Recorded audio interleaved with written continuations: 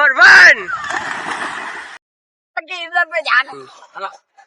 तो गाइस इसने सब गुब्बारे को पानी में डाल दिया है हमने, और कौन सबसे ज्यादा गुब्बारे को फोड़ पाएगा वही देखते। तो यहाँ पे बहुत सारे आ चुके हैं, तो ये रहे हमारे सब 3, 2 और 1। तो गाइस किसने सबसे ज्यादा गुब्बारे फोड़ने के चैलेंज को कैच कर लिया है, तो चलो।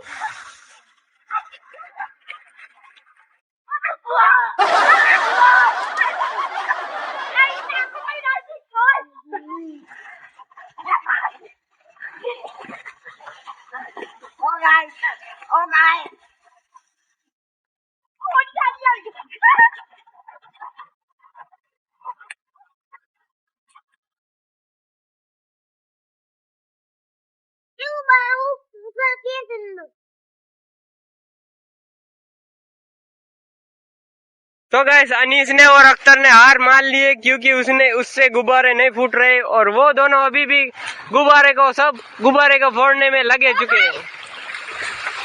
तो गैस इसका हाल बुरा हो चुका है, तो चलो वो अभी भी फुगे फोड़ने में तैयार है गैस। वो अभी भी सब गुब्बारे फोड़ रहे हैं,